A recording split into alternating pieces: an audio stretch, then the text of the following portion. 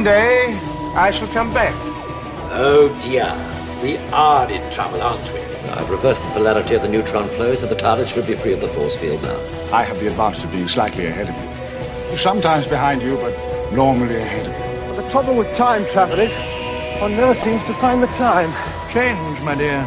And it seems not a moment too soon. Unlimited rice pudding, etc., etc. A meteor storm, and the sky above us was dancing with lights. Purple, green, brilliant yellow, yes! I'm the doctor, by the way. What's your name? Rose. Nice to meet you, Rose. Run for your life. It's more like a big ball of wibbly-wobbly, timey-wimey stuff. Just remember who's standing in your way. Look at the eyebrows. These are attack eyebrows. You can take bottle tops off with these. Hey, you fans, and welcome to the Big Blue Box Podcast. My name's Gary. My name's Adam. And we're at episode 102. 102, yes. Yes. You can do it. We've got a great review coming up later. An interesting one. Yeah, it's going to be interesting, I think. Yeah, it's going to be some debate on a couple of things, I believe.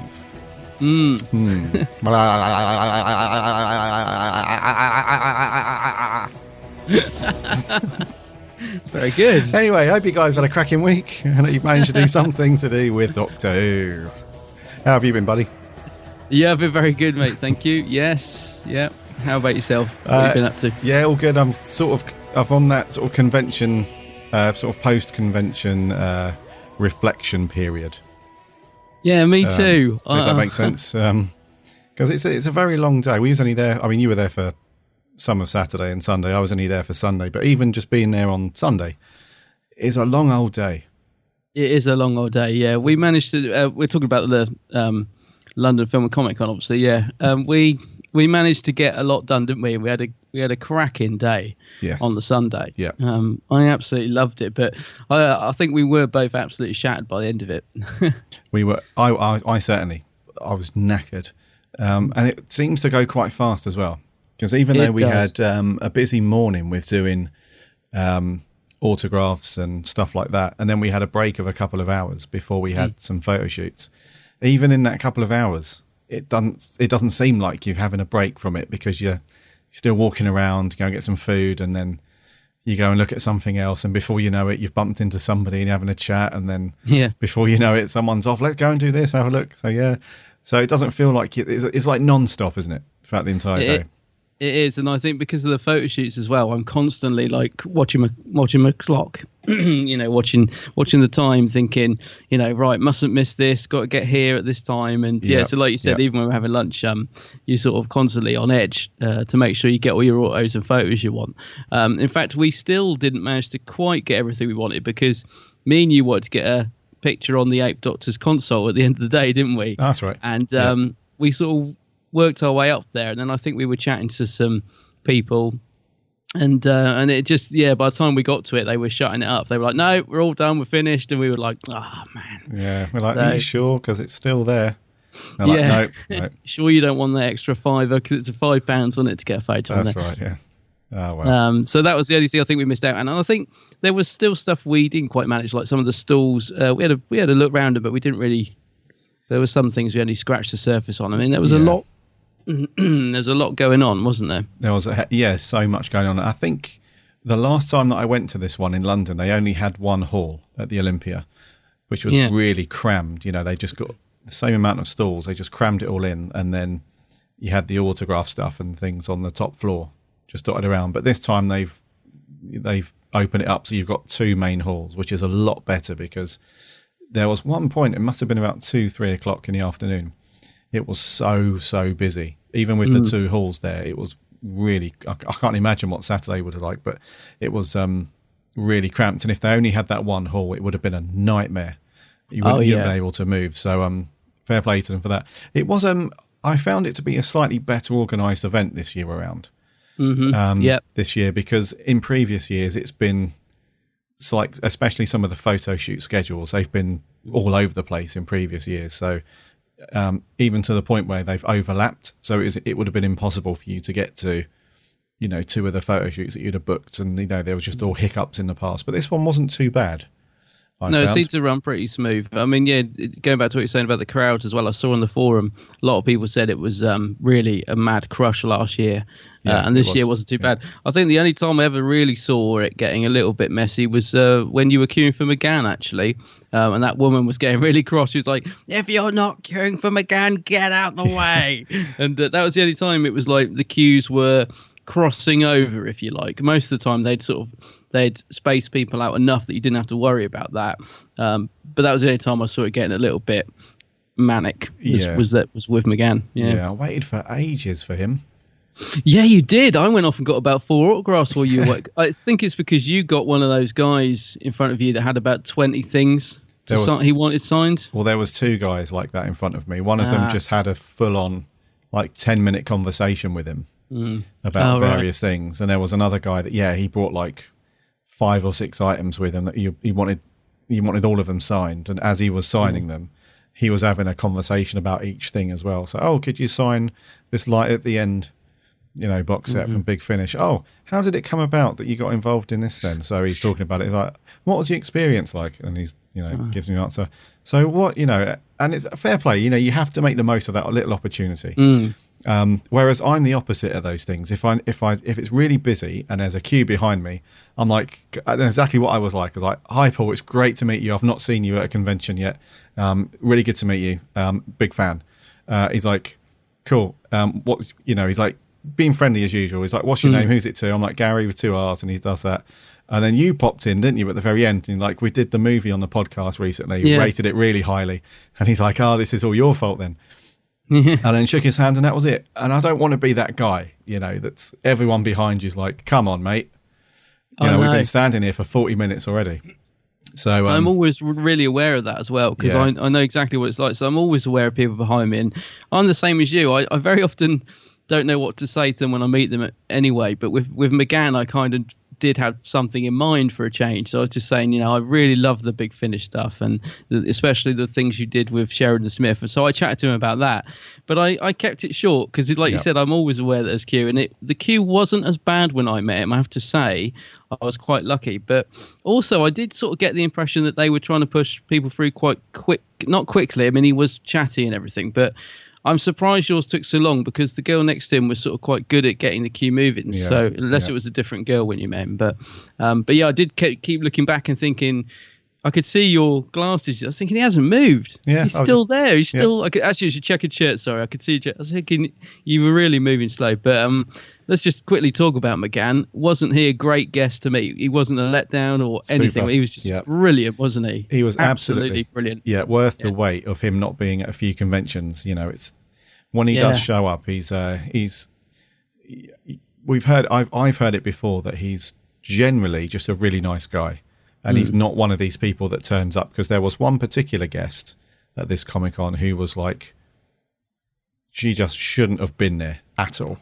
Yeah, actually, there's two. There's another one as well that's come out of the woodwork. Right.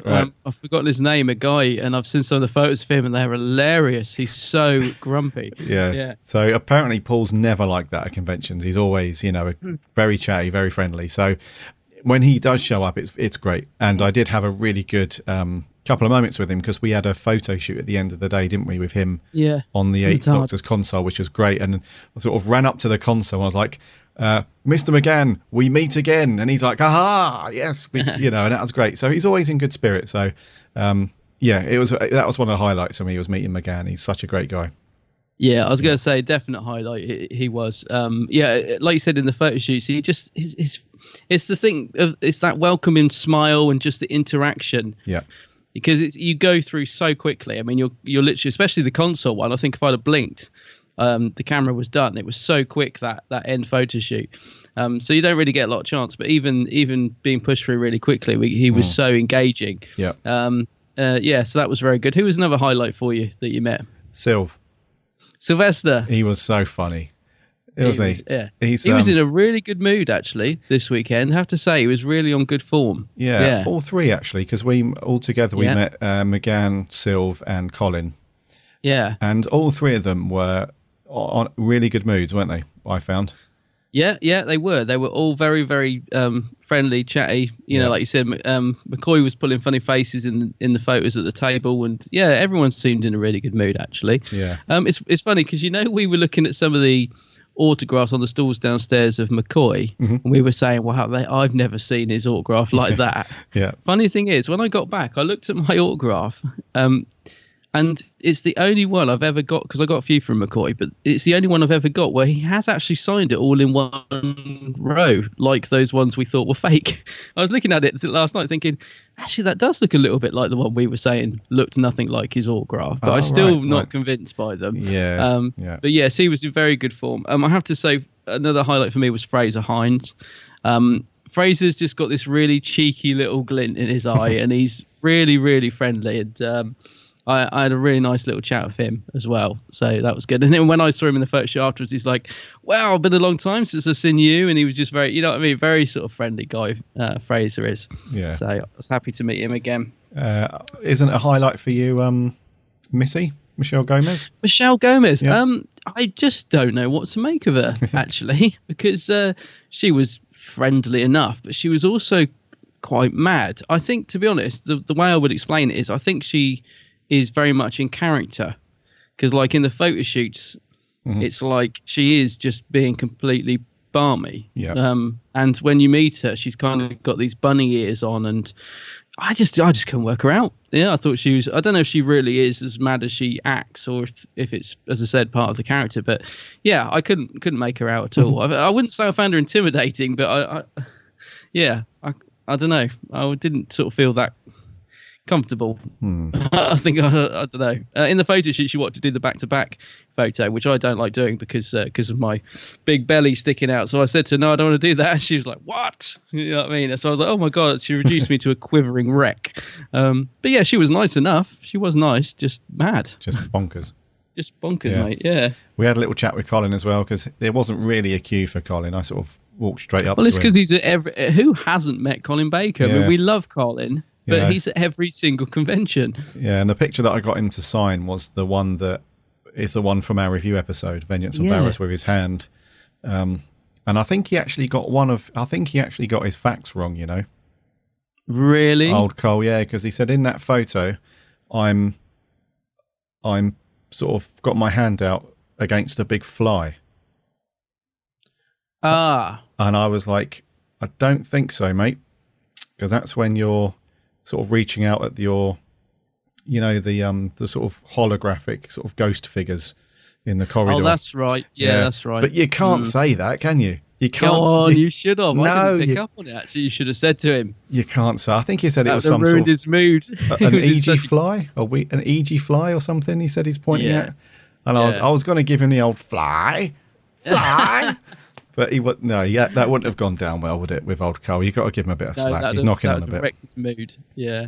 I I said to him because I was going to get a Regenerations photo signed, him in Peter's costume, but I didn't really like the photo. But I did say to him, I said, I'm looking at that one, and all I can think of is a very noble brow or something, and he laughed. Yeah. But yeah, no, he was in good spirits. Everybody was actually. I'd have to say, out of all the guests we met, Paul, Fraser, Michelle, Peter, Sylv, Colin, everybody was really, really friendly and in good spirits, which is great actually, because I normally come away being able to have a good old moan about somebody, but no, everybody was really cool that day. I imagine even if we met Kenny Baker, he would have been okay.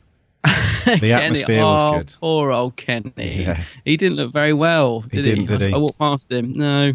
Bless him. No, neither did Peter Mayhew. He wasn't eating, so he mustn't be well. Yeah, Peter Mayhew, he looked a bit old and not that great either. I didn't see him. I kept walking past his stand, and I saw the Chewbacca poster above where he was signing, but I never saw him there. Every time I walked past, he was obviously doing a photo shoot or on lunch. Yeah, it's a sad old time for the Star Wars cast. So him, David Prowse, and Kenny Baker, they all look just very done in, and not in the best way. So. Bless them, they're still out there doing it, still rocking and rolling the conventions. Yeah, they're still doing it. Yeah. Okay, so you got a photo shoot with McGann. Did you get that was on the console? Did you get a standard shoot with him? Or No, did you, no, just you a just got the console. one on the console. Yeah, because that was great. That having the Eighth Doctor's console there. Really good. I just love that console. Yeah, so it was a great weekend. It was a great, especially the Sunday when we were there for the entire day. It was really good, and we got to hang out with some great people as well. We met up with a load of fellow Whovians, Who-tubers, podcasters and stuff. It was really good. Great bunch of guys. We had a really good laugh, didn't we? Yeah, I was going to say it really was the icing on the cake because we met up with lots of people that we've sort of chat to over social media, and a couple of people we've met perhaps once or twice, and it was really good. I always say this: it's just so great to hang out with people, fellow Who fans and stuff. It really was the icing on the cake that day. It was really good fun. Yeah, a few of us went to the pub afterwards, didn't we, and had a sneaky couple of pints. Yeah, had a sneaky couple, and yep, it was good. Which was good fun. It was good. Yeah, it's good times. So yeah, I have to say I really did enjoy the event. I'm like you. On Monday, I woke up and I was like, back to reality. I want to go back because, yeah, it was a top day. It really was. It was good. Yeah, and that's what we've been up to. I haven't really done anything else Who-wise. That sort of sapped up all of my Who energy, if you like. So the last couple of days have just been normal work and chilled out. Really, haven't really done much Who stuff. No, not much. I started scanning the photos. Started scanning the autographs I got, and I wasn't going to do a vlog or a video of it. I had no intention of doing that because I wanted to just go and enjoy the event. But over the last couple of days, I was sort of looking at the little bits of video I had got, which I just filmed for myself, if you know what I mean. And I really liked some of the stuff I've got. So like I sort of got a really nice bit of McGann, and so I thought, actually, I'm gonna shovel this together and make a video, which I'm really pleased with. But the downside is, I now wish I had vlogged it because I was thinking, God, like I wish I'd done some videoing with you, for example, and I wish I'd videoed some more of the other guys we hung around with on the Sunday because it was watching the video footage I've got back. It just it was really nice to capture that. So yeah, but I have sort of mangled together everything I have got, and I am now gonna put that out. So cool. But I was thinking all the way through, I was thinking, I kept thinking this is normally when I do a video, this is where I'd sort of insert a bit of me and you chatting, saying, well, how's the day going, blah, blah, blah, or something like that. And I was thinking, didn't do that. We were too busy eating cardboard hot dogs for £5 and stuff. Oh, God, yeah. Actually, that's the only downside, the food at that place. Not only did it taste awful, but it was blimmin' expensive, wasn't it? Yeah, you have to the hot dog was, Yeah, you either need to just leave the venue and go and find something, or you just put up with, not great food at big prices. Not great food. Yeah. I did see a tweet from Showmasters at some point saying that you might be able to purchase digital versions of any of the photo shoots you've had done. Yeah, they normally do. Yeah. So I might look out for that, and if we get those, I'll stick them up on the Facebook page and stuff, so you can see our nice big smiling faces with the Doctors. Yeah, beaming. Yeah, Beaming. I'm very pleased with the picture I got McGann. I can't remember the one you got of the console. Is he sort of stood up, or because in mine he's kind of leaning across it? Yeah, I'm not happy with mine. Yeah, he's leaning across joking. a little. No, he's leaning across a bit, and he's good. But because it was so quick, and this is no exaggeration, right?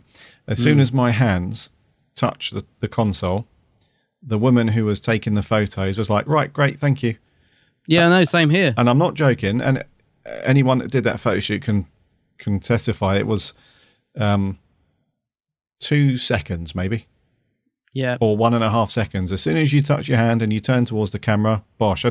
So I'm not smiling in the photo because I'm looking at her, waiting for her to say, 3, 2, 1, or ready. Here we go. Say cheese, whatever it is. So as I looked at the camera, there's the thing. See you later. So I'm not really happy with my one, but Paul looks pretty good in it. But I don't know. Yeah, it's a shame. I do know exactly what you mean. It was so quick. I mean, that's why I always walk around with my theatre smile on 24/7. Might just Photoshop a cheeky smile on my face there. Yes, right. yeah. And we got to hang out with. We had a good old catch up with Crystal, didn't we, from the Doctor Who fan show? We had a really good chat with her, actually. Yeah. I have to say, because we know she listens. We say that about everybody. We both had a really lovely chat with Crystal, didn't we? That was a nice, and that was right at the end of the day as well. It was a lovely little ending to the day, I thought, having a catch up with Crystal. Yeah. Sort of about half an hour, I think. We had a good old chinwag. Easily, yeah. I was worried that I was chewing her ear off. Kept thinking I better leave her alone in a minute. But I did enjoy chatting to her. Yeah. It was all good. Good times. Great times. Loved it. Mate. Loved it. Yeah, I want to go back. I want to do it all again. So there will be another one. They do a London Film Comic Con in September, don't they? No, they're not doing it this year. Oh, has that been canned?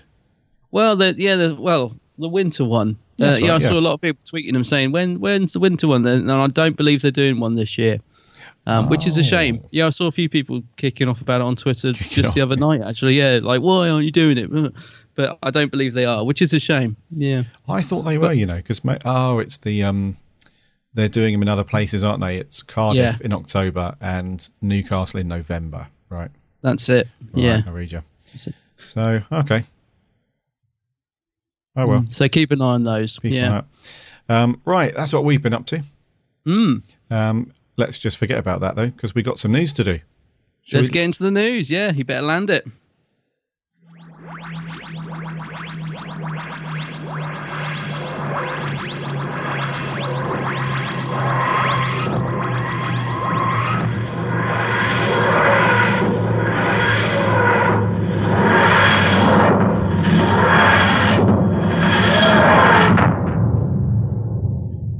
You know Doctor Who's filming at the moment? Is it really? Yeah. Yes. They've just finished Block 1. Ah, great stuff. And now they're starting Block 2, which kicked off a few days ago. So, those of you that don't know, they film a series in blocks, which I believe normally encompasses a couple of episodes. Yeah, I was going to say, I wasn't too sure. Yeah. Yep. What it actually meant. Yeah. Yeah. So I think they block them out. So I do they do 2 or 3 at a time, or 3 or 4, whatever. And Block 2, kicked off a few days ago in Cardiff, and we got some set pics. And we see the Doctor and Pearl in some Victorian garbs. I have to say, Capaldi really does suit this costume of top hat and long dark coat and that. Yeah, he looks really cool. Doesn't he look cool in like... He really does. Top hat. He looks a bit... he's got that sort of Jack the Ripper look about him, which I'm not suggesting in any way that's part of the story or his character or anything like that, but he does look very that sort of classic look that you see of when like old Jack the Ripper films or pictures. Whereas Pearl's got like a... What's she got on her head? Oh, she's looks got like a dead bird. A dead bird, yeah, like huge feathery thing. This nice long green velvet looking coat. She looks very good. Coat. Yeah. And there's also a couple of set pics as well. So we see some very old London dock warehousey looking places. Yeah. And this episode is written by Sarah Dollard. Yay! Who wrote the very interesting, actually pretty good story from Series 9. What was it? It was Face the Raven. Face the Raven, yeah. So if you take away all the Moffat Clara stuff out of that episode, it was a pretty good... I really, really liked the whole Trap Street thing. And yeah, it's a good concept. I'm hoping she comes up with something as good as that, yeah. Yeah, and I really like her writing as well. She's got a really good... she's got almost like a classic style of writing, but it suits like the modern era, if you like. Yeah. So yeah, hoping this is going to be good. And she obviously favours the sort of London, that sort of London Victorian look. You know, what's thrown me about this is there's, we can see snow everywhere. So I just assumed when I first saw these, they're filming the Christmas special then. But are we saying this is not the Christmas special? No, because that's written by Moffat. So it is. Yeah, you're absolutely right. So this is snow in a non-Christmas episode. Wow, we're really going for it in Series 10. Yes, mixing things up a bit. Yeah. So Series 10 looking pretty good so far. Yes. These warehouses remind me of the other Doctor story. Do you remember that with Jackson Lake and all that? Oh yeah, looks a bit like that place. Don't know if it is. It does indeed. Yeah, it does, yeah. It's nice to see some film pics. Nice to see something a bit different. Doctor in a different costume and Pearl looking really cool in that coat. Yeah. No Nardle in these pictures. No Nardle. No, we haven't been Nardled. No, waiting for him to pop out one of those warehouse doors. Yeah, I know. Yeah, hello. Yeah, cool. So new film picks. Right. In other news, the Mothball has been chatting about Series 10, obviously, in Doctor Who magazine. And basically, he's very, very strongly hinted that Peter Capaldi won't be leaving at the end of Series 10, which is what everyone's kind of been expecting. So in Doctor Who magazine, Stephen is quoted as saying, "I have no reason to suppose that I'm writing out a Doctor. Peter is loving the role, and long may he do so." So he's basically saying, I'm writing right up to when I leave, obviously, and I haven't written him out. So as far as I know, he's staying on for Series 11. This is good news, because you and I had a discussion, didn't we, a few episodes back, saying something like, would it be the right thing to do for Capaldi to go with Moffat and, Chris Chibnall to come in completely fresh, new show, new Doctor, the whole lot? And I said that I don't think that's the best thing to do. I think Capaldi should at least stay on. However, it would be an interesting twist if we did that thing where he comes back just for 1 or 2 episodes and then regenerates, which would be quite interesting. But it kind of sounds like now that he's going to be here for a little while. I mean, there's, like anything with Doctor Who, nothing is ever concrete, is it, until it's explicitly announced by the Beeb. Yeah. However, this sentence from the Mothball does say that he's not writing out a Doctor. So there's no regeneration scene been written. There's no exit scenes or anything like that. So we can only assume and be 99% sure that he'll be there for Series 11. Yeah, the only thing is I never believe a word Stephen Moffat says, because the Moffat lies, just like the Doctor lies. So I've got very mixed feelings about this, because I love Peter Capaldi. I think he's an absolutely great actor. I'm liking him as the Doctor, but I'm finding him so inconsistently written that they really, if he's going to stay on, I really want them to tap into Peter Capaldi's potential. Right. Because he's done 2 series now, and I don't think they've managed to get him right. So I want to see him stay on, but I want to see him be the brilliant Doctor that I know he can be. Because otherwise, I think if by the end of Series 10 I'm still feeling like that, I will be ready for a fresh start, fresh writer, fresh Doctor, because I just think they're not capitalizing on the brilliant Doctor that he can be yet. Yeah. We have not seen, we've seen glimpses of it, like the speech in the Zygon episode and things like that. We've seen glimpses of how amazing Peter can be, and I do like his Doctor, but they need to up their game a bit. He was really inconsistent in Series 9. I felt it felt like they were writing more for Matt Smith again, with all the silly jokes and mannerisms and bumbling around, instead of being that strong Doctor that we got in Series 8. Sort of like from that strong, almost slightly sarcastic. So yeah, I want to see him stay, but I want to see him. I want to see him get some better writing for him. Really. Yeah, agreed. Yeah, and the Moff does go on, actually, because I saw a headline in another blog somewhere, and the headline, they made it sound like the Moff was having a sly dig at Russell T Davies. And it was something like, I wouldn't make my exit an embarrassment like the RTD era or something like that. Really? So this other blog, they just twisted it and made it like a dig. But basically what he's gone on to say is the departure of a showrunner doesn't mean anything to the audience. He said most of the audience doesn't know that I exist, so they'd go blank if I attempted to wave goodbye to them. He says, oh, the embarrassment that would be. So I'm damned if I'm imposing my departure on the show.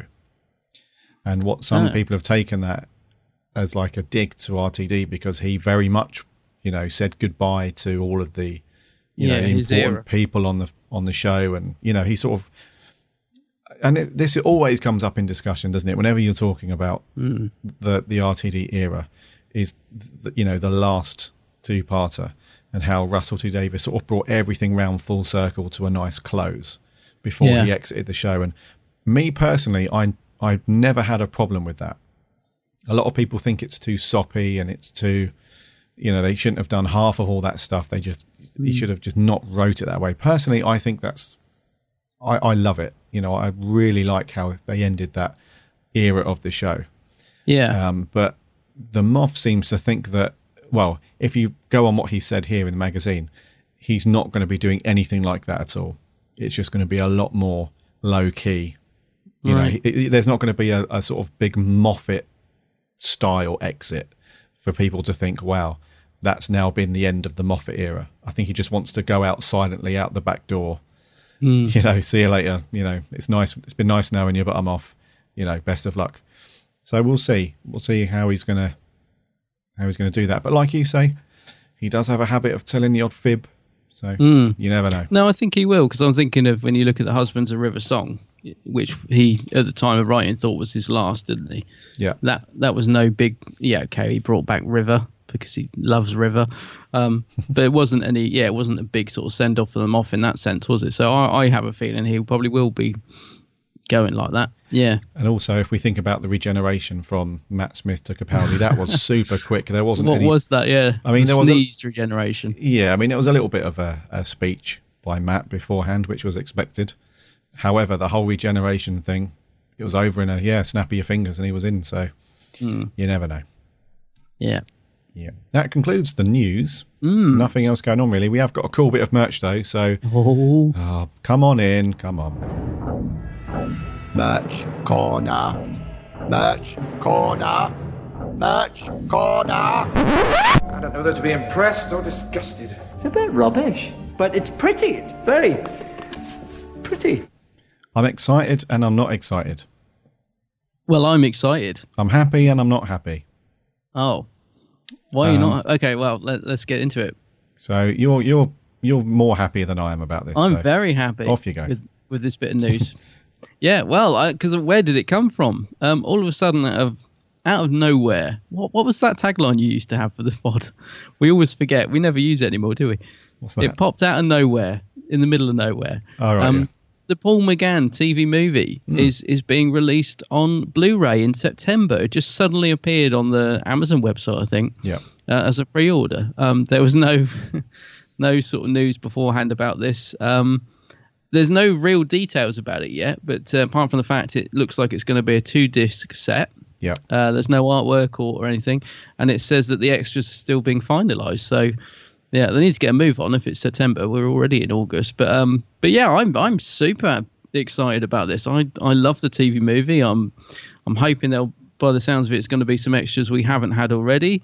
I don't care that I've got it on DVD twice, special edition and normal. I'll be buying it. Can't wait for it to come out. I bet it goes back. They say September. If they're still finalising stuff, I bet the release date goes back. But yeah, super happy. What you happy about? What you're not happy about? Right. Well, I'm very happy that the TV movie's getting going to be released on Blu-ray. Oh, I think I know what you're going to say now. Yeah, go on. Very cool. What I'm not happy about, and which I can't find any details on it at the moment, is what the transfer is onto Blu-ray. Ah, gotcha. That's not what I thought you were going to say. Right. So don't get me wrong. I'm over the moon that it's getting the Blu-ray treatment. However, if it's just going to be an upscale, well, it will be, I should think. Yeah, I mean, a couple of people have said that on forums that don't expect it to be anything amazing. It's just going to be an upscale. Then I'll probably still get it, because normally when you have TV series or films that are from that sort of age, although you get just a basic upscale, at least the audio track is normally very good. You get a really decent surround mix. So I'll probably pick it up for that. However, I was really hoping that we would get a sort of proper restoration on it, so it's a decent sort of high def picture. Yeah, I'm with you. So yeah. I know it's going to be like the first 4 series of the Doctor Who box sets you can buy on Blu-ray, where the audio mix is fantastic, but the picture, they haven't done anything to it. They haven't done any cleanups or restorations or anything. All they've done is just transfer it from one to the other, and you naturally get an upscale. So I'm really, really sorry, to be the party pooper. I don't want to be the guy that's like, oh, come on, Gary, be positive. But I'm just really hoping that it would have a good cleanup and and restoration, and it would look just amazing, because it deserves that. It absolutely really deserves does. it. So, like a lot of people, I'll probably still pick it up because I want it on the shelf. The audio mix will probably be really good. But it probably won't be much difference between, picking up the DVD or the Blu-ray in terms of picture. But who knows? Yeah. They might surprise us. Well, actually, no, they won't, because it's by 2 Entertain, and I don't think they do much in the way of restoration and cleaning and stuff. So no, because the restoration team have all kind of more or less closed down, haven't they? The restoration team that used to do the Doctor Who DVDs, they've all disbanded, haven't they? Yeah, I don't think they're doing much at all now. I think so they won't be involved. No. Yeah, so it's good though. So 19th of September is the date given in the minute. I thought you were going to say you're disappointed that it wasn't released before the convention so you could get it signed. Is what I thought you were going to say. The only thing that could make this news better for me is if it had been announced as a steelbook. If it was a TV movie steelbook, now that I would just absolutely love. Well, keep your eyes out on Zavvi. Those guys normally do. Yeah, they normally get them, don't they? Yeah. And this is going to be priced at $19.99. They never sell it full price. It'll be cheaper than that. Probably. Yeah, 15 quid, I would say. But yeah, look forward to seeing how that actually turns out. That one. See what they do with it. Yeah. Yeah. That's merch. That's all there is this week. Yeah. Yep. Right. Review time. Adam. It's even worse seeing him do it over Skype, listeners. It's quite frightening. I can imagine it'd be quite horrific. Especially as he's dressed at Sill. I forgot to tell you about that. Yeah, I've hacked up a green sleeping bag. I've covered myself in Vaseline jelly. Right, let's get on to our review. Adam, what are we doing this week? This week, let's jump in the acid bath as we review Vengeance on Varos. Enlighten us as to the truth about your visit, please, Doctor. Why, to help Varos realize the wealth of its potential. What else? How? By eating rots? Kill him! Execute them! You must have listened to the rebel John Dar, believed his lies. Yes. What is the staging plan, Chief? The men to hang. The women, I would suggest, be given to reshapement and cell mutation experiment. The results to be exhibited as a warning to women who support their men in acts of violation against the regulations of Varos. I'm sorry you will be denied the sight of the ladies turning into, well, who knows what. A serpent, a griffin, a new admixture of fish and fowl. Anything to add, Doctor? Anything which might persuade me to halt the sequence of events? One request. One last request? Yes. Well? Who is he? Why is he here? What interest can my presence matter? The delegate from the Galatron Mining Corporation is here to negotiate our yearly review of market price for the ore of Varos. Zyton ore? Zyton 7? Yes. I see. Thank you. Is that all you wish to know? For the moment. That's all you have, Doctor. Hard to know where the clip ended and you started there. I know. So, Vengeance on Varos. Right. Before we get started, let's talk about the story. Just a wee bit. The TARDIS is in a bad way. She's basically had enough. She's conked out. And so the only sort of material that needed to repair the TARDIS is this sort of precious metal, this Zyton 7, which can only be found on the planet Varos. So the Doctor and Peri head over there to try and grab this. When they land, they're immediately thrown into this huge sort of political and social, not really a disaster, but a sort of ongoing conundrum for the people of Varos, because it's governed by these people who are very ruthless. You know, they just get people to sit in their very small homes, which is essentially one room and a TV, and watch torture and death and all that stuff. And the only other interaction they have with the world is just to vote on government and governors and stuff like that. And there's all this stuff going on behind the scenes. So the famous character Sill, is basically taking them for a ride. He knows, him and his company knows that Zyton 7 is worth tons more than what they're paying for it, but they've sort of backed them into a corner, and they're bartering to get the price even lower, but the governor's not having it.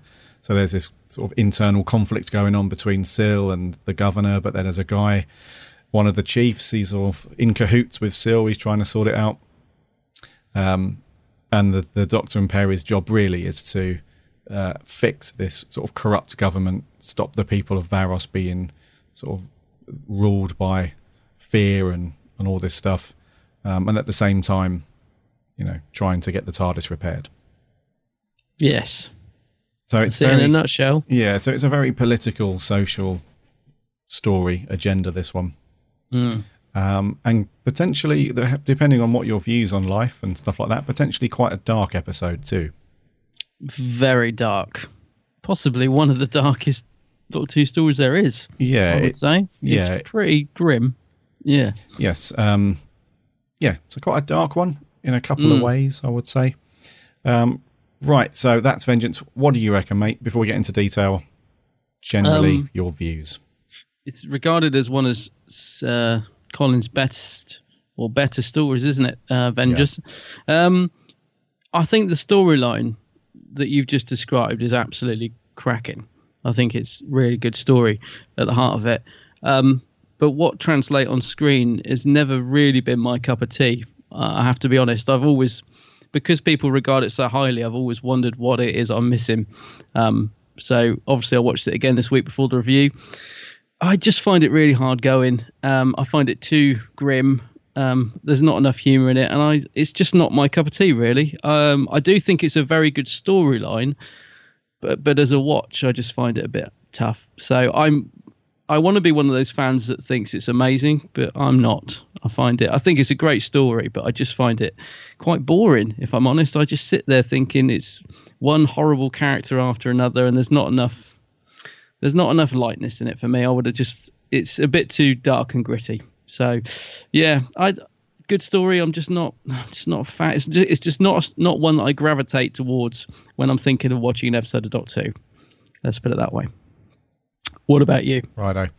For me, there's a large portion of it that I quite like.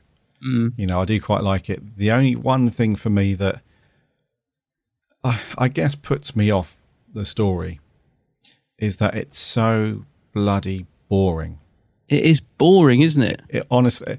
And I thought it was just me. I'm kind of relieved that you said that, because even yesterday, I think it's probably the 5th, 6th time, because every time I put it on, I sort of really, really want to like it.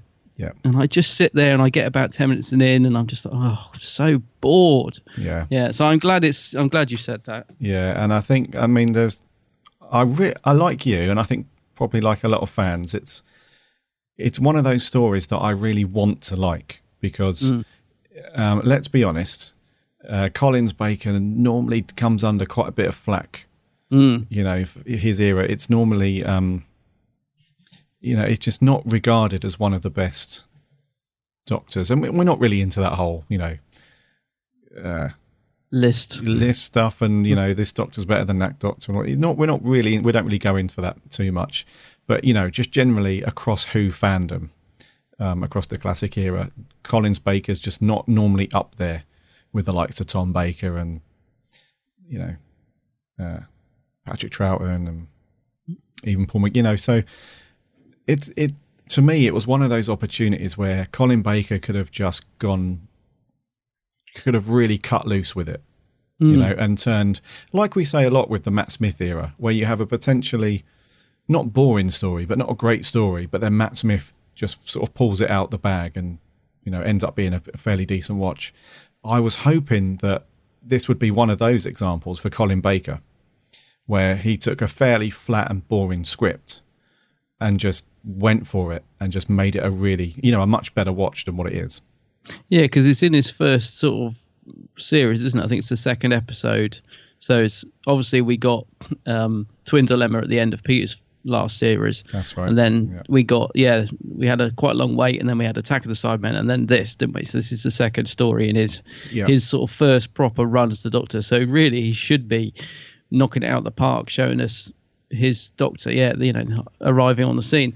I can just imagine there are fans listening to this absolutely screaming at us right now, saying, "What? Vengeance is brilliant, you idiots! What are you talking about?" Because I know a lot of people regard this as an absolute classic, which is why I say I always, every time I watch it, I wonder what it is I'm not seeing that they're seeing. Because I have to admit, even yesterday, I was really. It's 2 45-minute episodes, isn't it? It's not your normal 4-parter, is it? It's 2:45. I was really struggling to sit through it. Yes. I have to be honest. I kept getting up, and because the bit where Perry turns into a bird. Yeah. Well, I chose that moment to go and get a cup of tea or so. I don't know. I did something. I wandered off for like literally a minute or two, and I come back and it's all over. And I was like, oh no, what? So I had to go back because it just wasn't holding my attention at all. I have to be honest. Yeah. But I can imagine fans are screaming at us right now. But yeah, I have to be honest. Yeah, I mean, it's almost like they're trying very hard. You can see that they're trying really hard to make a great Doctor Who story, because although some of the support cast were absolutely atrocious, you can see that they're taking it very seriously and they want it to be good. And Colin is good. Don't get me wrong, Colin. He is good in this one. He's better in this one than quite a few other stories of his. But just altogether, the whole thing altogether, just makes for such a boring watch. Even when stuff should be exciting, it's almost like it's going through the motions for the sake of it, because you have to get a certain character or group of characters from A to B.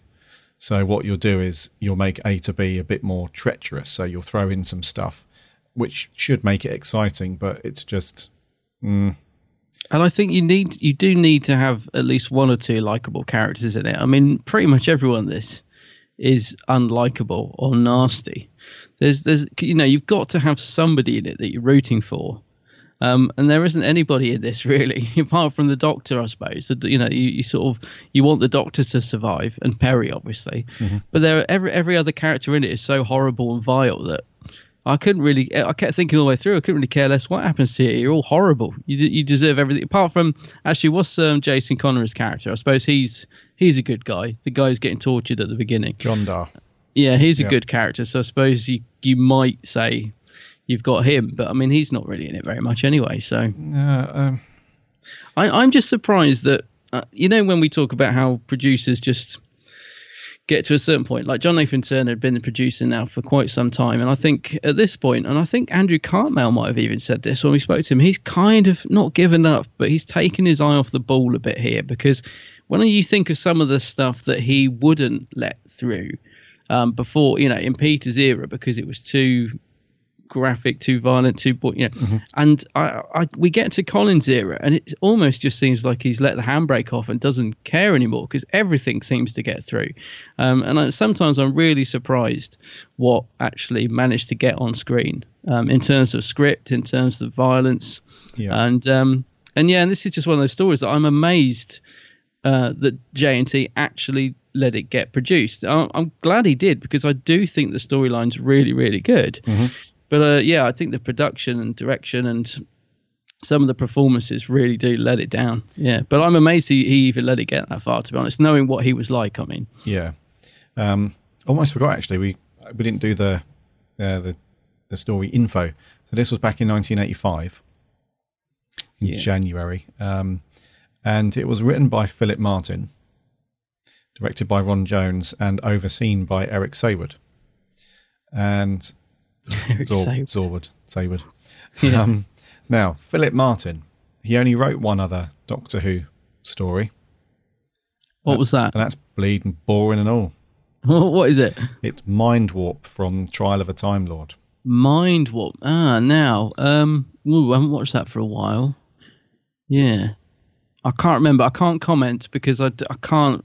Yeah. I think I remembered thinking it was all right, but I haven't watched it for so long. Don't get me wrong, it's okay. But it's got that Varos feel to it, where it's just very laboured. It's a laboured watch. So yeah, it's crikey. Let's not talk about the bad stuff for too long, because there are some good things in it. I was just about to say, I mean, I'm looking at my notes here, and there are some real positives for this. Yes. So let's move on. We've got our initial thoughts. I am surprised. I've got to say, just before we move on, I really thought, I don't know why, I thought you're going to be one of those fans that liked this. I thought Gary's going to gasp when I say I don't like it, but I'm sort of relieved that I'm not alone, but I'm also surprised. I thought you were going to like this one. But yeah, I have got some positives on my sheet here, so you'll be pleased to know that, listeners. Yes. Let's talk about some of the story elements before we get on to cast. So one of the things that I did like in terms of story is just the whole world and atmosphere that they created at that time on Varos. They seem to really nail that bleak, grim, dystopian, sort of harsh future, for the population, where they're just condemned to their one-room little apartments. And all they've got is, a TV with some vote buttons on it, and they're on rations, and it's all that's on the TV is people being tortured and stuff like that. So they nailed that whole thing really well, I thought. That, you know what I mean? Yeah, I do. I was going to say that's one of the things I do like about this is it's very often the Doctor will arrive in a situation at the exact right point to stop a baddie doing something.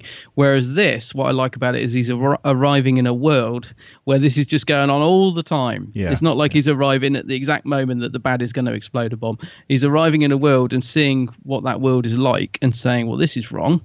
And he's putting it right. So I kind of like that it's, so yeah, and like you said, I like the world that we arrive in is very dark and bleak, and you sort of you get that straight away. Yeah. So yeah, I agree with you. Yeah, I like that part of it. And it had that. It was kind of ahead of its time, I guess, in some respects, because it had that sort of Big Brother feel everybody to it. Watching, everybody watching. What's going on. In a sort of real world environment. There wasn't anything that we know of that was for sort of purely for entertainment purposes. It was just you're watching, an actual person being killed or whatever. So it reminds me a bit of the Truman Show, actually. It does, in a certain sense, especially the ending, the very end scene. Yeah. So I had that. I thought that was really good, and that really sort of kicked off the story for me. I was like, yeah, this is going to be good because they've nailed this whole bleak, horrible sort of world for the people of Varos. It looks really grim and horrible. So, it's going to be a sort of nice, gritty, sort of dark story, and the Doctor's going to sort it all out. And I also like the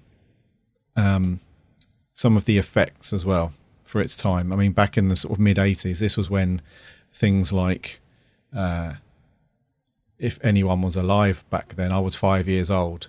So on TV programs, there was a program that was going to be out soon called Nightmare. Don't know if anyone remembers that. Yeah, I remember that, yeah. Where it was like 3 kids and one of them had a helmet on and they were in like a massive blue screen, but we saw it as like these really cool sort of CG, very basic CG levels and, stuff like that. Yeah. So it was around that time where they started to get clever a little bit. So the scenes where they go into that sewer or corridor thing at the bottom and there's these green lights, and then they start to see like themselves as ghosts, if you like. And then when you look down, there's like a pit with like acid in it and lava or something like that. That all looked really good. The only one effect that I thought was terrible was the laser bolts coming out of the guns. Yeah, which should be standard by now. Yeah, I mean they looked tiny, these like little Tic Tacs being fired out of these guns, but they didn't. Yeah. They weren't in line with the way the guns were shooting, so no, they were like a few degrees off, which looked a bit bad. But otherwise, I thought the effects weren't too bad. I mean, it doesn't really rely on a lot of effects, this one, but the ones that were in there weren't too bad. No, they're fine. Yeah, for the time, they're not bad at all. The giant fly as well manages to work. The giant fly, surprisingly, the giant fly. Yeah. And I also really liked the makeup and costume and stuff for Syl. Yeah. He's pretty well done, actually, I think. In fact, I was going to say about the makeup, because when Perry turns into the bird, is really well done, actually, considering it's such a short scene to go to all that effort. Because at this time, you thought they might just overlay some sort of dodgy effect on her face for the short time that she needs to be like that. But it's the makeup and that's pretty decent, and the costumes actually suit the story as well, because sometimes in Doctor Who we get some very flamboyant costumes when people are in some sort of hierarchy or authority. In this, they do kind of suit them because they're very grey blacks and red colours, and it does work quite well. But Syl looks good on his little war tank or whatever it is. Yeah, eating his mint jelly, it looks like, or whatever it is. There are times when he gets a bit too excited there, and he nearly knocks his mask off, because his neck piece does come away from the costume quite a lot. That is the only thing I would say. But he does look good. Yeah, if you watch any of the special features on this one, it shows or the actor who played Syl described having to get into that costume. Oh yeah, and it's all one piece, so he has to sort of go in via the neck. So he has to put his feet in first and then slide into the little slug tail thing, and then his arms, and then they put the headpiece on, and that's it. He's done. He can't move. He can't go anywhere. So it was a good costume, actually. It was pretty good. Yeah. And the costumes for the governor and the chiefs and the soldiers and stuff. It sort of had that early Star Wars Imperial. They've all got those sort of very dark grey. Yeah, now you say it. Uniforms and stuff. So they did really think about what was going on at the time, and they chose costumes and stuff to reflect that. Because, like you said, they could have gone very tin-foily, bright orange, turquoises, glittery, all that stuff, which they've had a tendency to do. Before that, so they did have a good think about the look and feel. So the design was pretty good, actually. Yeah, I'd agree with that. Yeah. The sets, we didn't really see much, really. Some of them were very bad. A couple of them were not too bad. Yeah, I mean, again, they kind of fit the story. They're quite bleak, the sets, aren't they? They're very, very basic. It does feel quite low budget to me. Yeah. I thought the room, the couple that have sort of come into it every few scenes. Yeah, I know. Yeah, the arguing couple. The arguing old couple that are watching what's going on. Like their room was pretty well done. It was very basic. You can imagine, that's the sort of room that the people would have to deal with. Yeah.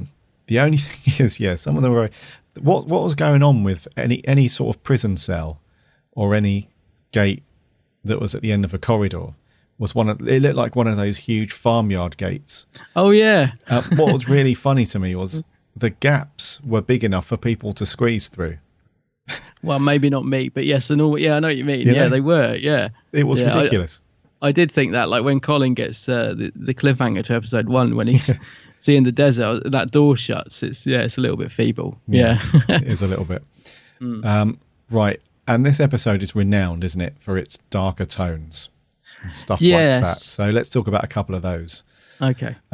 So the famous one, isn't it? The famous scene from this episode is where he chucks the 2 prison guards into the vat of acid. Well, that's how a lot of people remember it, including myself. But watching it again yesterday, he doesn't actually, does he? The first guy falls, and then he's kind of fighting with the other guy, and then the guy who's already in the acid bath grabs his leg and pulls him in. So the Doctor doesn't actually kill them himself. I mean, he's trying to save his own life, so it's not really, because a lot of people, he does get criticised a lot. Oh, the Doctor wouldn't push people in the acid bath. Well, he actually doesn't. He doesn't push them in. They kind of fall in and pull each other in. It's just the fact that he makes that little quip at the end. That's it. Sorry if I don't join you, or something like that. What does he say? Excuse me if I don't join you. Excuse me if I don't join you. Yeah, I think people, that's the problem, isn't it? He's got this kind of nonchalant, very flippant, there's 2 people, being burnt to death in acid right in front of me. And he's like, just... Forgive me if I don't join you. Yeah. And then off he goes. I don't really have a problem with it. I think that's Colin's Doctor, and I don't think it was... I know it comes up for a bit of criticism, but I get why. I get that. Yeah, because I suppose Colin's Doctor's following on from Peter's Doctor that would have had a totally different reaction to that. He would have been horrified, and he wouldn't... I can't imagine Peter's Doctor saying that. But then I'm thinking, I can imagine Hartnell's Doctor saying it. Yes, you know, I could. Yeah, I sort of imagine Hartnell saying something along those lines. You know, I'm thinking of scenes where Hartnell's hit people over the head with a rock. So, you know, we are talking about supposed to be the same man, just in different personas. And I think Colin's Doctor would have said that. So I don't really have a problem with it. Yeah, and there's also, I would probably say that the Doctor attacking Perry in his post-regeneration messed up state and trying to strangle her to death is a bit more of a darker scene and something to be more concerned about if you're concerned about that stuff. But I can't see the problem with this scene. I really can't, because if you hear people talk about it, I've heard people, actually no, I haven't heard. I've seen people discuss it online, and you would think that the Doctor's like ripped his shirt off in a big sort of rage like the Hulk. You know, picked these guys up by their necks, broke their necks in the air, threw them in the acid and sort of strolled off. And it's not like that at all. It really isn't. Like you described, there's a bit of a scuffle and one of them falls in, which is not the Doctor's fault. And then when he's got the sort of metal stretcher bed thing, you know, he's trying to like fence off the other guy. Like you say, the other guy comes out, reaches and grabs him, pulls him in. So it's not really the Doctor's fault. He hasn't, you know, it's not like a wrestling move. He hasn't sort of suplexed and he's doing them it to save his own skin, isn't it? Exactly, yeah. It's not like he's doing it for any other reason. Yeah. I mean, if you want to see the Sixth Doctor, perhaps, you know, something I perhaps could question, although I haven't watched for in the Two Doctors when he does actually kill a guy, doesn't he? The shock eye with the chloroform or whatever. I can't remember now. It's one we need to review, but you know, I mean, that's the Doctor actually properly killing someone. That's pretty dark. This. Yeah, that's dark. We'll save that for another time, but you know, that's dark. This is just the Doctor saving his own skin and then having a little laugh about it afterwards. Yeah. And I think the other thing that people pick up on when they say about it's quite a dark story, I think it's just generally the sort of torture scenes and people about to be executed and stuff like that. It's not the happiest of stories. Let's be honest. There's very little humour in it. I think this is why I struggle with it. Because I do like the dark tone to an extent with Doctor Who. I like the horror element, but I think in this you do need some sort of relief. We get a little bit from the arguing couple. There are a couple of nice little scenes between those two, but they're not enough to. Yeah, it's a pretty grim tale, this one. Yeah. That's true. They do pop up, don't they, quite frequently, and they're having a bit of a bicker and stuff like that. But they're not. Yeah, you're absolutely right. They're not enough. There isn't enough of that. And they're not funny enough either. You know, they have the little moments. But the funniest moment was right at the very end. It was when he's like, what are we going to do now then? She's like, I don't know. See, I absolutely love that scene. It's great. Again, comparing it again to the Truman Show, it's one of the things that I think is so true to life. And we do this, don't we? We get so engrossed in reality TV programs. And they sort of, to a lot of people, they sort of become the be all and end all. They feel like they know these people in real life.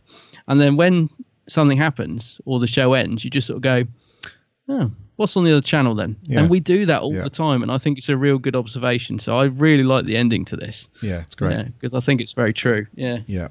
And I also like, one of the things I do like was the sort of the varied characters within the government. So we have the governor who's he seems almost like an honest guy. He has his moments where he's a little bit ruthless with things, but I feel that's just because of the pressure he's under from the other people within, like the head chief guy and the chief officer guy. So I think overall he's a fairly decent guy. He just wants the best for people, which is why he's arguing so much with Syl. And then you've got the chief officer who's in cahoots with Syl. They want to overturn the governor so that he can become governor, and he can then just give Syl whatever price he wants, and then the two of them can just rule, and it's all good. And then we've got a couple of the guards, which are quite cool. So we have like the mad scientist officer guy, and then we have the other guy who's standing guard over the governor towards the end and frees him, and off they go. So I think within a very small, just only a handful of small amount of characters there, there's quite a good variation. It isn't just like the governor who rules and then everyone's just tiptoes behind him and says yes at everything. There is like a nice little band of people who are just no good at running Varos, it's clear. So yeah, I thought that was quite good. Yeah, I agree with that. Yeah. It's a good little setup. Yeah. So I mean, I think we've sort of nailed it there. I mean, I know a lot of people will disagree, and a lot of people will say, how can you possibly, have that opinion? It's such a great episode, and it's, but I think there are a lot of good things in it. I think there's a lot of good ideas and stuff. It's just there's not enough humour. The action is not any good, apart from a couple of little... That's another thing as well. The fight scene with the Doctor and the guards by the acid pool was okay. That's pretty good. Yeah. But some of the other fight scenes, especially when John Dar is like, wrestling with the guards, and when Syl's guards get into a little bit of a scrap. Yeah. When he sends them over to pull the lever to hang the Doctor and John Dar. It's just awful. It's pathetic. When John Dar, there's one of the governor's guards who has got a gun pointed at John Dar. This is towards the end. And the way that he sort of shoves him out the way to get the gun, it's like you go for it or you don't do it. So that to me is, Ron Jones should have been like, right, this guy's got a gun pointed at your head. You've got one chance to barge him out the way and take the gun. So make the most of it, And and that character John Dar just sort of lazily move out of the way. And then the guard sort of over dramatically falls over. It's just terrible direction for any of the Colin and the guard scene, not too bad.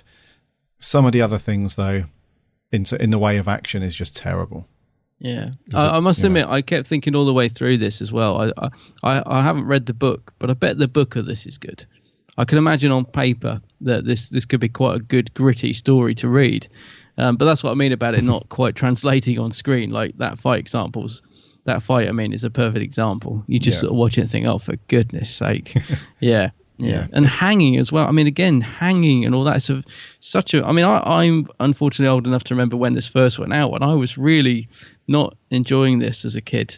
This was not appealing to me at all. Perhaps, I wonder if that's why I don't enjoy it now. I never liked it then. You know what I mean? I just remember seeing the Doctor being put in a noose and thinking, oh, no, what's going on, sort of thing. Yeah. But I would like to read the book of this, actually. It might be a bit different. Yeah, it could be. Right, let's talk about some cast members. Yeah. Let's talk about John Dar and Aretta, our two sort of rebel, the Luke Skywalker and Princess Leia of Vengeance of Varos. So these guys, they're being imprisoned and tortured and stuff because of their views, aren't they? Yeah. They're not happy with how Varos is being run, so they've outspoken, and as a result, they've been thrown in the slammer, and he's about to be executed. So he's the first character we see, I believe, once we get on Varos. He's being chained up, and he's got this, essentially just a light bulb being shined at him, which he's trying to dodge and stuff. To be fair, I was going to say, even though it's so clearly just a light being shone at him, he does screech quite... the torture scene does work for me at the start, because he does actually act that. Not too bad. Yep. Yeah, it's quite horrific, and I was thinking, God, you can clearly see they're just shining a torch on him or a light or whatever. But he does go for it. You got to give Jason Connery his due. He does. Yeah. He does go for it. Yeah. After that scene, though, he's pretty useless. Yes, he is. As his performance and what his character has to do is very disappointed. Yeah. So Jason Connery, obviously son of the famous Sean Connery. Mm-hmm. Can you do, Sean Connery. Sean Connery. He actually went on to, I don't know if you remember, there was an absolutely brilliant program in the 80s, and I think it was the late 80s or early 90s, called Robin of Sherwood. Robin of Sherwood, yes, that's right. And he took over as Robin in series 3. I think. Because it was a dark-haired guy, wasn't it? And then he suddenly he got killed. The original Robin got killed. What, in real life? No, in the show. They killed him off. Oh. Robin of Locksley. They killed him off. I thought it was supposed to be the same character. No, they killed him off. So this is... And then they replaced him with Robin of another town near Locksley, which was Jason Connery. And he was actually pretty good in that programme. Okay. It wasn't too bad. But in this, I mean, hopefully he didn't put this on his CV. or his demo reel or whatever, because he's just useless after that scene. Yeah, he does torture well, but given any lines, he's a bit hammy, isn't he? And his lines were so awkward as well. Yeah. You know, just the way he delivered them and the way his action scenes, he might as well have just gone for a coffee. You know, he's just like he's strolling down a high street and someone's tripped on him. Oh, sorry, mate. You know, it's just no good. And Areta, she was okay. Well, she's the same. I gotta say, I wasn't blown away by her. I do wonder, is it the direction though, mate? Is the director just not saying to him, right, come on, guys, just get the energy up? Or that's exactly what I was thinking after I watched it, because there are so many scenes where it needed to, and I think if the energy levels were up there a bit more, and all that stuff, because I that's exactly what I thought afterwards. The director, about 5 or 6 times throughout both episodes, just needed to say, cut. You lot are doing bleeping rubbish at the minute. You know, these guys are after you with guns. This is going on. This is going on. Can we get some bloody energy going in here? Let's just go for it. That's what it's missing. Yeah, because that's absolutely right. Because, I mean, right at the start as well, you know, we've got that really long scene of Perry and the Doctor in the TARDIS when they're stranded and the Doctor's all depressed. And I mean, Perry is she says herself, she's so bored and she's just wandering around. And I'm thinking, come on, let's get some energy. Like you said, the whole show just needs some energy in it. Yeah. It needs a bit of oomph, doesn't it? It needs some oomph. Yeah, it needs to kick up the bum. And actually, that scene at the beginning with the Doctor and Perry, I quite like that. That was quite a different thing for me, because normally we have, with these stories where the TARDIS has malfunctioned, so the only option is to go to said place, you know, to either recharge or repair or all that stuff. That normally happens fairly quickly. But with this one, the Doctor's really sort of like a school kid that's been told off. You know, the TARDIS is like, nope, not having it. So he's got the chair out and he's sitting there all grumpy. See, I did like, that's the only bit that made me laugh, I think, is when he's like, well, you're all right, you're human, you'll just die. And I'll just have to sit here after a generation after a generation. I just thought he's so selfish, this Doctor, but it did make me laugh. Yeah, so that was quite good. I thought I'd mention that because I will forget. Yeah. Right, let's talk about, who was the guy, the mad scientist guy? Was he called Arak? No, Arak's the bold guy, you know, the arguing couple, Arak and Etta. The mad scientist. Quillam? Or was it Bax? Sure. It was. Oh no, it was either Bax or Quillam. You on about the guy who does the sort of experimenting on Perry? You on about that? He wears the mask, and when he takes it off, he's all scarred and his eyes. See, I've got to be honest. Like this is where I zoned out, so I don't know. I'm not sure what his name is. It's one of those. Yeah. It's one of those guys. Again, performance not great. No, I get the feeling they were going for that Phantom of the Opera kind of thing. Didn't really deliver. The performance just again was okay. It's quite funny. You want about the guy who gets his mask? He gets his mask ripped off, doesn't he? To reveal the horrific face. Yeah. Phantom of the Opera. Yeah, that's good. Yeah, good way of putting it. Just didn't really do it for me again. That performance. There was a guy called Moldak. He actually went on to be in some pretty big things, actually. Which one was Moldak? He was the guy that the bold guy let the governor free at the end. He was the guard that was watching him. Him. Yes, I recognised him. Now, what's he been in? Yeah. Yes, well, he's been in quite a few things. He was in. He went on to be in Torchwood. Oh. For an episode. He's been in loads of things, Spooks. Midsummer Murders, but he had a fairly decent role in Game of Thrones recently. There's nobody that hasn't been in Midsummer Murders. Game of Thrones, that might be well. Yeah, I recognised him, but not that I watched Game of Thrones, but yeah. Yeah, he's been on some good stuff, so he was not too bad. Yeah, he's okay. I guess he's only really in that bit at the end, isn't he, where he sort of struggles with his conscience. Yeah, he does pop up in the beginning for a bit. Does he? Oh. But he's in it. He's only in it for he has like his speaking part, if you like, towards the end. He wasn't too bad. What do you think to the chief officer, the baldy, who yells at certain times? He's all right. He's not too bad actually. He's a bit over the top, but I think at least he's given a bit of something. You read my mind again. You know, although he wasn't. He wasn't going to win any Oscars. Yeah. At least he gave it a bit of oomph at times, you know. He does, yeah. I was going to say, at least he's actually putting something into the performance, yeah. Yeah, and I didn't see that coming either. When we had that scene where him and Syl are having a conversation about how they're going to get the governor out. And, you know, he's like, you just need to agree, you know, give it time and then we can do this. Yeah. I didn't see that coming. I thought he was quite a loyal. He looked like one of those old school loyal people, old guys, you know, guys of the guard, you know, that wouldn't give in. But no, he was fairly good. I hear you. Yeah, I agree with that. The governor himself, what a wet blanket he is. He is a wet blanket, but I didn't mind actually Martin Jarvis, the actor. I didn't mind his performance because I think he's supposed to be a bit of a wet blanket. In terms of his acting, I mean, he was boring to watch, but I didn't think I thought he was actually playing it quite straight, and I didn't think he was too bad in it actually, because you kind of sympathise for him a bit. He's just a puppet, isn't he? He's just been used as a puppet. Yeah. So I didn't mind him actually. In terms of his performance, I didn't think he was too bad. I think he was supposed to be a bit like that. So I didn't think he was too bad. I appreciated his performance because of it. Maybe it needed to be slightly downbeat and a bit quieter because the chief officer was quite shouty and all that lot. So you wouldn't want two people. Well, if you put Syl in there as well, he seems to bellow everything. Every other sentence is like a massive shouting, you know, slanging match.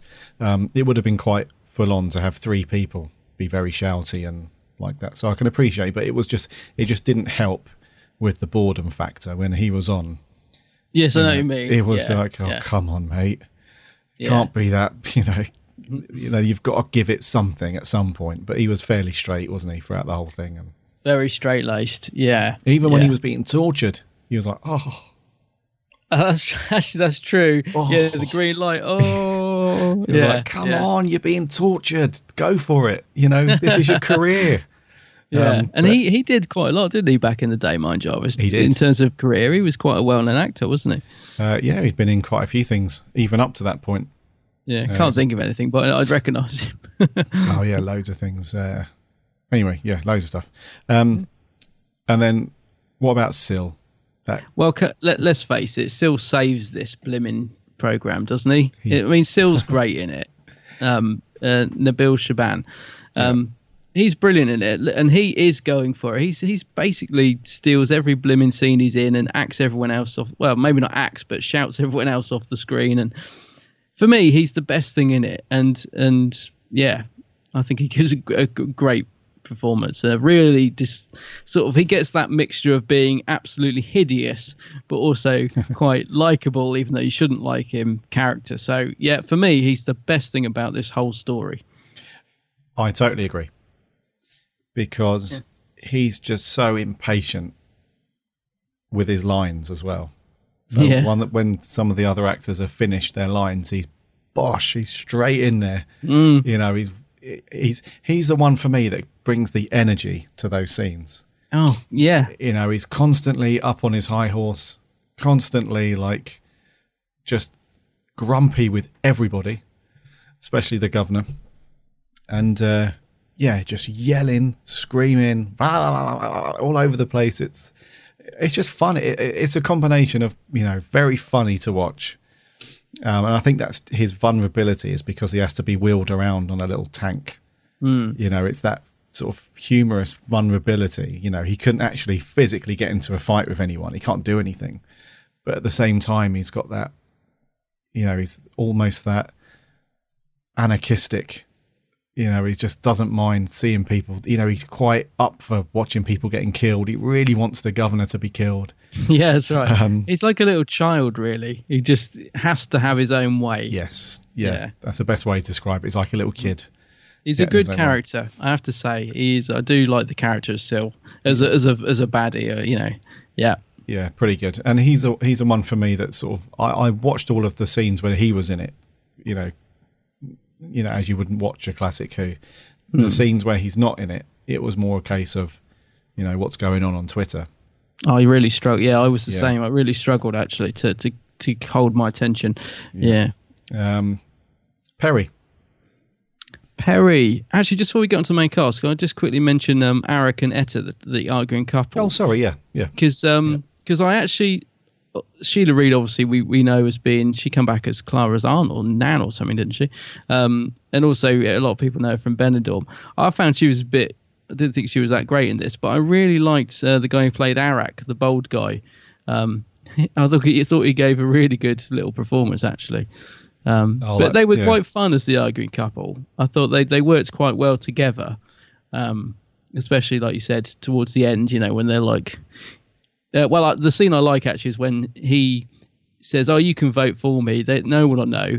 And she's like, yes, they will. I'll tell them. Yeah. And I just thought, that typical. So I quite liked the little scenes with those two, I have to say.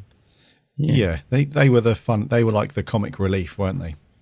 Yeah, and again, still in quite a macabre way, but they were quite two good little characters, I thought. Yeah, I quite like those two. Yeah, so anyway, so on to Perry. Purple Gilliam. Why does Perry travel with the Doctor? Because every scene I see her in, she's just moping around. She looks as bored as anything. She's always moaning. I just don't get, I think this is more with Colin's Doctor. Actually, she's only in two stories with Peter, isn't she? But yeah, every time I see Perry, I'm just like, why are you there? You never seem to want to be there. Why are you there? So I don't know. Don't get me wrong. I thought her performance was okay in this, but I just don't get it. It's strange because she just annoys me a bit, I think, is what I'm trying to say. She's just always moaning and the Sixth Doctor is very he's very rude to her in a lot of episodes, isn't he? So you wonder why she doesn't just say, up yours. Yeah, drop me off the next time you're in Earth. Just drop me off. Yeah, I'm out of here. Go and save. She's been turned into a bird. She's been, all these things have happened to her. I just think, why would she continue? I don't know. Why would she continue? Bearing in mind that the story before this one, she was almost strangled to death by the Doctor. So they don't get off to the best start. And then throughout the whole era with these two, they never really click as like some of the other Doctors. Like if you think about some of the best team ups, so the Fourth Doctor and Sarah Jane. Those kind of relationships, they've never ever had anywhere close to that. They never seem to have any fun. No, it's almost like like you say, she's moping a lot. She's always moaning, and the Doctor, instead of taking on board his companion's thoughts and feelings about stuff, he just completely ignores all of that. He's just terrible. Gets on with it, and then just tells her to shut up. When she's giving him lip. So it is strange why she continues to put up with it. And also in this one, I just didn't think. I mean, I've got a slight issue with Perry anyway, and more specifically Nicola Bryant, her performances. I just don't think that she's that great an actress. No, I don't either. The way that she delivers lines is very like secondary school play, Christmas play. She's always like, are you sure, Doctor? Are you? She does that a lot. That's like a crutch mechanism. When she's doing quite an intense scene, she like purposely stutters her words a lot, and it's like School of Acting 101. Do this if all else fails. So I just cannot get into her character much. I mean, I think she's pretty good in Caves of Androsani. I did quite like her in that. She's really sort of, I guess she's found her feet, at that point, and she works a bit better with Peter.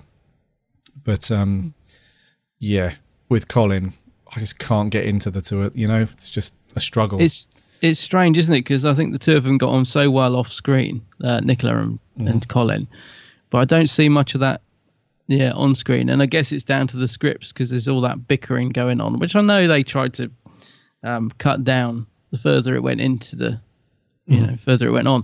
But I agree with you about the sort of the School of Acting. She's not my favourite. Yeah, not great. And what about Old Sixie? Old Sixie. Well, there's nothing wrong with Colin in this. But like you said, he's not quite got that gusto that we sometimes see from the Sixth Doctor. He doesn't feel like, because very often the Sixth Doctor will storm into a situation and completely take over it. And I think he does that a little bit when he first steps out the TARDIS. And he sort of says to that bloke, "What are you shooting my TARDIS for?" or whatever. There's a little bit of that at the start. But Yeah, I didn't really. I don't know. It was an okay performance. Yeah, it was fine. There's nothing wrong with it, but it like you said, didn't have much gusto behind it that we sometimes get from Colin. I don't think. Yeah. But then he wasn't given that much action to do, was he? I'm thinking, like you said, that scene, the hanging scene. You know, the Doctor sort of, again, should have been firing a bit more on all cylinders. I don't know. Yeah, just thought it was a little bit going through the motions slightly. Yeah. I agree. Mm. Once more, I agree. I just wanted more from him. Maybe it's harsh to criticise at this point in the game because it's only his third story, second. However, you know, quite a few other Doctors have, you know, in their very first episodes, you think, wow, he's done this for a few years. You know, they've hit the ground running and they've, you know, gone into it. But I just wanted a bit more from him. I wanted him to be more, whichever way, you know, in whichever form it comes, you know, whether he wants to be more, the humorous parts, you know, to be funnier, you know, his delivery, or the darker parts, you know, really go for it and stuff like that. I just wanted to see more great Colin, really. Mm-hmm. Yeah, because we do like Colin, don't we? I mean, when he's on top form, I think he's a great Doctor. Yeah. But I feel sorry for him under all those clothes. I mean, could they have put him in any more clothes? He's got that waistcoat, he's got that scarf, he's got the coat. He must have been baking under those studio lights. I mean, that bit where he's sort of hallucinating he's in the desert, he probably didn't have to act much for that, because he must have been boiling. Yeah. Under all that stuff. Yeah, and there's the scene following where he's lying on the gurney in the acid room. You know, his hair looks a bit sort of damp where he's been sweating a lot. He's just laying there. I'm not surprised. All those lights and stuff. Yeah, I do feel for him. Yeah. It reminds me of that scene in Friends where Joey walks in and he's wearing every single item of clothing that Chandler owns. It's just like they just. I do feel sorry for him having to act under all that stuff. No, I agree. Yeah. So Colin, not bad. You know, let's not be too down. It wasn't a bad performance. I just felt like he should have, you know, pushed a bit more. Well, I'll tell you what it is. I can't think of any standout moment. You know, like there's always a little bit where you say, "Oh, I love it when the Doctor said that," or you know, like Jelly Baby. You know, there's no standout moment I can think of at all with Colin's Doctor in this. I mean, I do think the ending to episode 1, the cliffhanger, is a good. And it's a good cliffhanger. I'll give it that. You know, where there's like 3, 2, 1, the Doctor's dead and cut. Yeah. And I just thought that's a good cliffhanger. That. Mm-hmm. But there's no sort of real moment where I think, oh, that was a nice little scene with the Doctor there, or that was a good bit. Yeah, there isn't that. Yeah, you're right. There isn't that standout moment where you think, wow, you know, Colin was brilliant in that. Yeah. Or it's like a memorable thing. Yeah. So that's pretty much it. There's not much music in this, is there? Which is probably a good thing, actually. There's only the odd little bit of 80s synth drifting in. Because Summer Collins has, is it Attack, where they keeps going... That's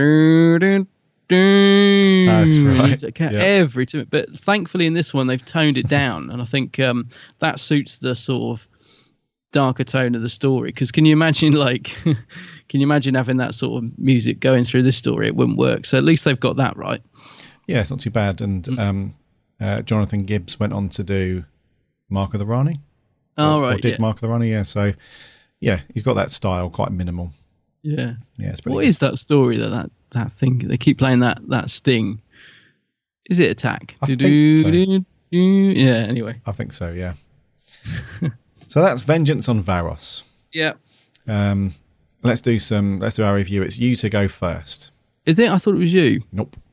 Oh, all right. I'm struggling with this one. I've written 6.5. Seems a little low. But I suppose I ought to stick with what I've written. Yeah, maybe 7. I don't know. What are you scoring? Are you sticking with 6.5? Oh, I don't know. It's sort of in between 6.5 and 7 for me, and I don't know. Well, I've given it a 6. You've given it a 6, have you? Yeah. In that case, I'll stick with 6.5 then. Okay. Yeah. 6.5 and a 6. For old Vengeance. Yeah, I expected you to be higher. I don't know why. I thought, you'll like, Gary's going to like this one. He's going to be one of them fans. I would have scored it higher if it just had more energy. And more if it was more gusto. entertaining. Yes. Yeah, if it was more entertaining. It was just boring to watch, unfortunately, for me. What did you guys think, though? You guys might have completely different opinions. Let's kick off with an audio review. This is Alex Kingdom.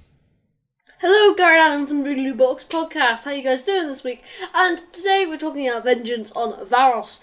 Now, this story is great. It's really good. I really enjoy it. I like the Syl. I like his character. I think he's a good villain. And I like how when he turns up again later on in the Six Doctors era. And I also like how this episode kind of depicts reality television before it was a thing. That interests me quite a bit. It was just great writing. I like the Doctor in this. He's alright. But there is one thing I don't like about it, where, he puts those guys in the acid bath. I mean, one thing it does show, though, is how they would change, how the Doctor's changed from then times to the new series. Because in the new series, the Doctor would go in there swimming and getting the men out. I mean, he'd be like, "Oh no, I'm so sorry, you tripped in there. Swim, swim, swim." Yeah, you'd be, but this one's, Colin Baker's just like, "Forgive me if I don't join you." And that is great, but in a sense not, because it's not the character of the Doctor. Perry Brown is Perry Brown, so she's not that good in my opinion. Just my opinion. I'm sorry. So yeah, I'm going to give Vengeance on Varos an 8 out of 10. I really like this one. I think it's great. I just think there are some bits I just don't like about it. See you next week. Thank you, Alex. Cheers, Alex. Alex likes it. Yeah. Over on Twitter, George Garrity says, "OMG, yes. Love this. A true dystopian story before the craze of the Hunger Games and its rip-offs. Colin on point. Nicola isn't too bad. Syl is so sinister. Don't mind the violence. It helps to make it feel more dark and desperate. 9.5. Good grief. Nice Thank you, George. Over on Facebook, we had Sammy Satine. She says, "So, the TARDIS needs this mineral from Varos to help it function, so the Doctor and Perry decide to go there to get some. Unfortunately, they come across the evil slug known as Syl. They will do anything to get his way. The planet is under its own turmoil, as severe punishments and death happen daily under the rotating governors, as Syl deems them enemies of his cause. Can the Doctor and Perry save the people of Varos from Syl? Well, they get the precious mineral they need from the TARDIS. Colin does an excellent job here, even if unfortunately his Doctor kills 2 guards by dropping them in acid. Nicola does well too. Perry does get a bit to do in this story. I find Syl nasty, greedy, creepy, and a bit full of his own self-importance, as well as a bit drunk on power." It's a good way to describe his character. Yeah. Overall, she gives it a 7 out of 10. Right. Let's do our last audio clip. This is from Jay Kent. Hello, Gary and Adam. Hope you're all good. Now, Vengeance on Varos. The Hunger Games done right. The idea of corrupt governments using torture to entertain and control the population isn't exactly an original idea, but is executed the best I've seen in this. Syl, as a villain, is at his best in his introduction. I find him a lot more aggressive than in Mind Warp, and not as laughable. The Varos people were brilliant, from the Governor, who looked a bit like a young Donald Trump, the Phantom of the Opera, who looked delightfully gruesome under that mask, and of course Clara's Nan. And the bit with the acid bath, I don't see the fuss really. The Doctor never laid hands on either of the guards. One jumped in and dragged the other down. The Doctor's still morally cool, so it's all good. However, for 2 45-minute episodes, I did find it to drag ever so slightly, so I'm going to have to give this episode an 8.5 out of 10, which is respectable. Well done, Vengeance on Varos. Anyway, Gary and Adam, I will see you next time, and I hope you're doing all good, all nice and chill. Cheers, Jay. Nice one, Jay. Thank you very much. Right, back on Facebook, Gallifrey Forever 97 says, Vengeance on Varos is one of those stories of Doctor Who which is ahead of its time, like the 10th Planet, for example. Commenting on where we are heading as people of this planet, I think that this is the first truly great Colin story of his era. This is a very edgy story and goes in some very dark places. The villainous Syl is a great product of this story. Adore his reappearance in Mind Warp. Overall, a very intriguing story with a lot of great established ideas and with the most humorous villains from classic Who. Whether that's for the right reason or not is up to you. P.S. Great seeing both of you at London Film Comic Con. Hope you didn't have too much to drink after I left. Not too much. Thank you very much. Joseph Cheers, Reece. Howarth says, Adam, remember when you said at Unit Day that the 6th Doctor's era was dark and had little to no humour when I was nearing the end of the 5th Doctor's era? Well, I think you may have underestimated how dark it was. Yes. And I can look no further than a darker story in Doctor Who than Vengeance on Varos. Glorified violence, torture and horrible mutations. Colin really did live an enchanted life, didn't he? Or anyways, I personally think Vengeance on Varos is a superb story. The sets are marvellous. Syl is a pretty memorable villain, a very slimy character at that. The Governor's very cold but sympathetic. Despite my gripes of having the 6th Doctor be very unlikable, as well as the bickering fits that he has with Perry later on in his era, I do think that Colin Baker was at his absolute best in this one. Even if I still cringe at his one-liner of "forgive me if I don't join you" during the infamous acid bath scene. Not much to say on this one that hasn't been said already. I love the story. It's one of my favourites, and it's a good, dark, satirical take on reality TV. 9 out of 10. 9 out of 10. See, what a lot of positive comments coming through. Yep. Lewis Palmer, short and sweet, great story, one of Colin's best, 8 out of 10. And Connell Higgins says, never seen it, but I will see what you think of it first. Oh dear.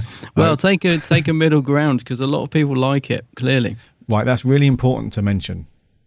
That if we review something not in its best or whatever, please don't let that stop you from watching anything. Mm-hmm. You know, don't take our stupid waffling word for anything. You know, I would hate to think that people, you know, didn't watch a story of Doctor Who because we didn't review it that highly.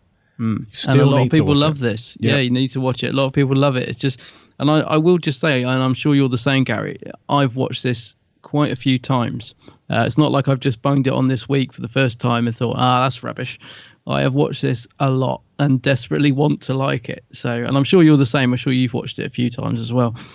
This was my third viewing of it. Yeah. This week, yeah. Yes. Anything on the Geeks Handbag page? Yeah, we had one, and just while I'm firing up the Geeks Handbag, I was going to say the thing with the yes/no vote reminds me of what's that Moffat episode with the whale? They have a yes/no vote thing going on in that, don't they? The Beast Below. Oh, Beast Below. Yeah, very similar, isn't it? Mm-hmm. Right, so I had a couple on Facebook. Stan Stacey Gallagher says, good story, Colin was great in this one. So a lot of people saying Colin was great in this one. We didn't really feel it, but okay. And Dean Jones says, the era of the 6th Doctor is unfortunately one plagued with issues on screen and off. Vengeance on Varos for me is a rare gem for the most part. The story is compelling. Syl is a vile but great villain. Colin Baker gives a great performance as the Doctor, and Nicola Bryant does well as Perry. The story is frighteningly relevant to today's world with reality TV and questionable governments. If there are criticisms I have, there's the occasional bit of overacting, and awkward staging with some of the deaths. I can see why the violence may put some off, but it works for the themes of the story and features one of the best cliffhangers with a fascinating final ending. I give this one an 8 out of 10, says Dean. And P.S. It was great to see you all at London Film and Comic Con. Can't wait for the next one. Yeah, it's great to spend the day with you, Dean. And thanks for commenting. Thank you very much. Right, that was our review of Vengeance on Varos. Thank you so much, everyone who sent in your reviews and your clips. It's freaking me out when you do that. Right. Next week, going to change things up a bit, going into a different gear completely. Dude, what are we going to do next week? Next week, listen. We are doing the 12th Doctor story, Listen, which we didn't review at the time, so that'll be interesting. Yes, 12th Doctor, Capaldi action. Let's see if this one's any good. Yeah. And I think we're going to do there, buddy, for episode 102. Blah, blah, blah, blah, blah. I can't do it.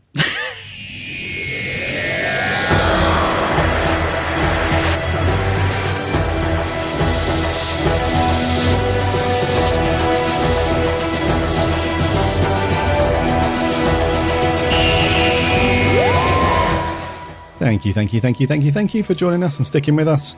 I hope you enjoyed our opinions and looks on Vengeance on Varos. Very sorry if you didn't agree with our opinions or stuff.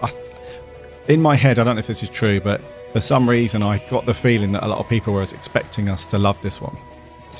Yeah, because we didn't get any negative comments at all, did we, from the listeners this week, which is, what are we missing? I don't know. What are we missing? Let us know. If there's something that after you've listened to this show and you thought, guys, you really need to go back and consider I don't this. think I can. I don't think I can watch it again. That I honestly, I've watched it so many times. Anyway, yeah, maybe not anytime soon. But if there's something that you feel that we haven't quite got, if there's a thing that you like about it, and you're like, guys, when you next watch it, think about this or whatever, then we're happy to do so.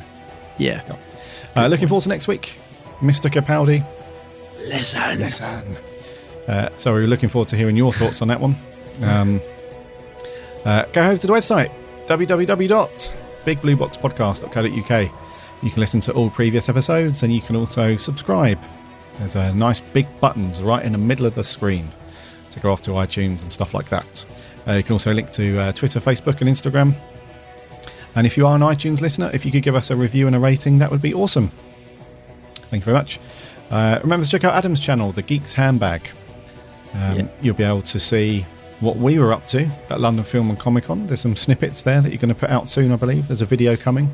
It'll be out Friday night, so tonight, whenever you're listening to this, it's probably already out. I wish I'd filmed more with you though, mate, and I genuinely mean that, because if I'd have known I was going to do a video, I would have done some bits to camera with you. But you are in the photo montage at the end. Oh, cool. You'll be pleased to hear. Cool.